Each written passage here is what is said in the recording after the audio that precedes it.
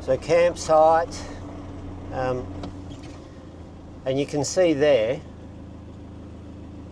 straight through there, that's the track that goes up to the hole. So this is the campsite here. Is this the tree right under this tree here? Yeah, that's right. Yeah.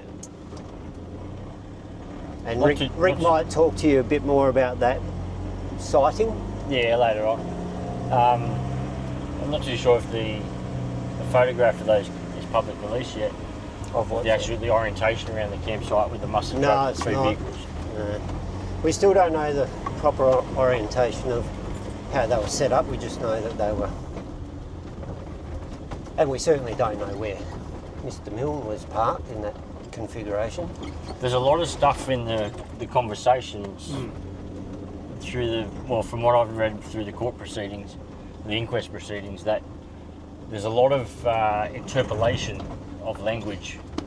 Like there's 2 ways you can come in. And in this area, although it's very large, there's only really 3 open areas that you can set up large-scale camping, and that's one of them. And coincidentally, that's where the police set up their first search, because obviously Ray and Jennie just over there, so they set up all their tents and etc. just there. And so on that first search, Graham was on that? When did they bring him up?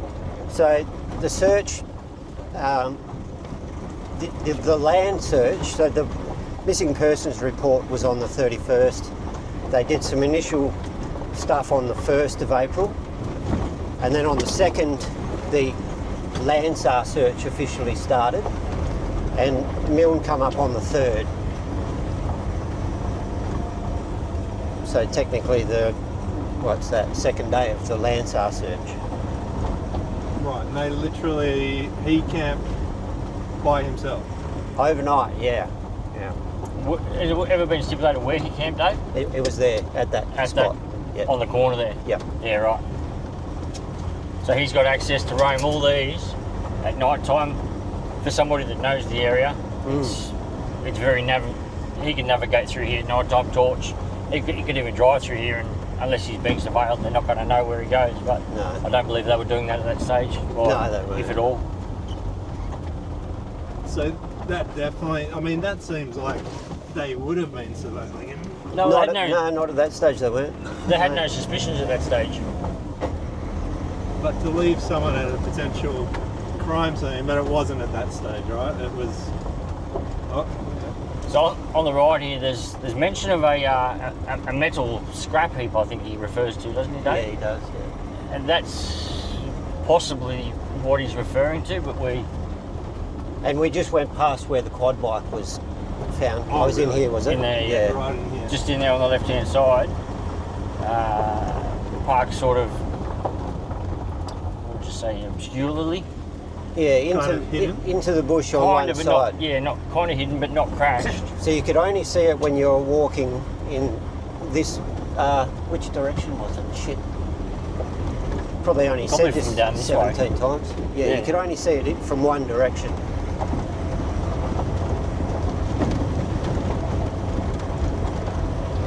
So, I'll ask you this later probably, but do you have specific, in terms of where the vehicles were, like the quad bike and the other cars and stuff, have you you must have put together a theory in your head as to why it was there, or in terms of the quad bike to start with?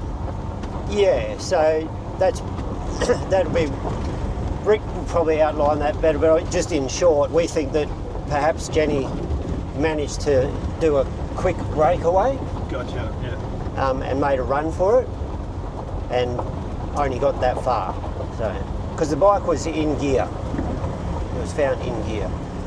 And keys in it, or? It didn't have keys in it, but that bike you didn't need keys to start it, so it could be driven without the keys. The keys were back at the camp.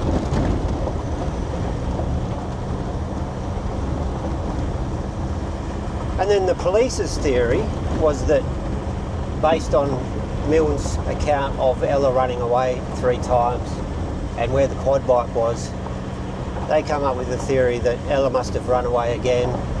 Ray and Jennie have jumped on the quad bike, chased her for 400 metres on the quad bike, for some unknown reason, disbanded the quad bike back there, and then continued on this track For this amount for of 1.2 kilometres chasing Ella. And if you look at the ground, you know, she was a 9-year-old Great Dane. They're not known for being very good runners as it is, let alone on ground like this. So, yeah. My interpretation of that is a lion would have gave up chase halfway, Yeah. let alone a Great Dane. Yeah, no, that's. I reran this. Dave complimented me that my fitness level was slightly higher than Ray's. It's not an easy run. It's not something you would do to, I don't know, somebody that's not fit would have gave up. And plenty of things run in our family, but running's not one of them.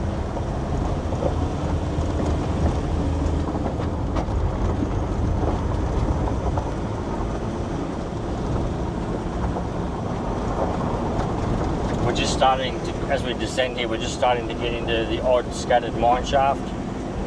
More or so on the left-hand side, a few on the right-hand side, but you'll start to see the piles of dirt and the tailings.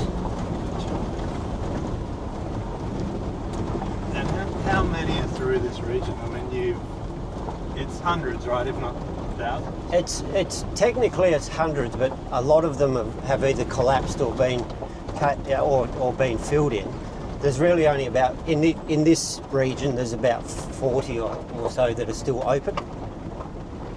So you can see, as Rick said, you come down here and everything opens up. You've got all these shafts here, and Ray's hole's just up there. So you can imagine if they were chasing Ella, you would get to this point and you would put the brakes on. You would be very, very wary of what you were doing. But again, their theory is they kept chasing Ella, somehow got over that mound and into that hole there. Yeah. How? Yeah, yeah. Thank you. Thank you for agreeing. The quad bike is 1.2 kilometres in that direction, so we don't have to go far because the track is pretty much similar to that for that whole duration. And then you get to this point, and as we said before, you've got mine shafts either side of the track. So even if you were, chasing your dog, you'd see that and you'd go, okay, better be a bit careful. Mine shafts in the area. And then, the theory is Ella. Where'd my dog go? Yeah, where'd my dog go? Yeah, that way? Can't see it. Oh no, I'm going to go through the beyond. And then for that to ever actually be potentially real, you would either have to go the way Rick's going or the way I'm going. Because you've got to miss that shaft. That's the shaft. So that's if I'm going to go down one or slip down one, that's going to be that one. I'll go this way to avoid it.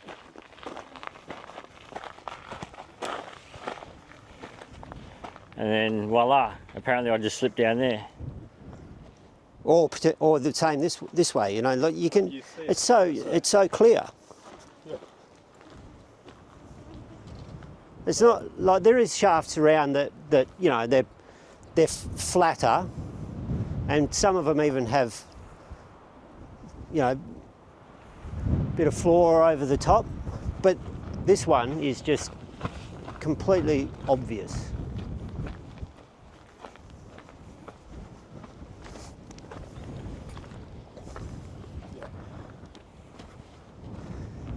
So it's pretty insulting, to be honest.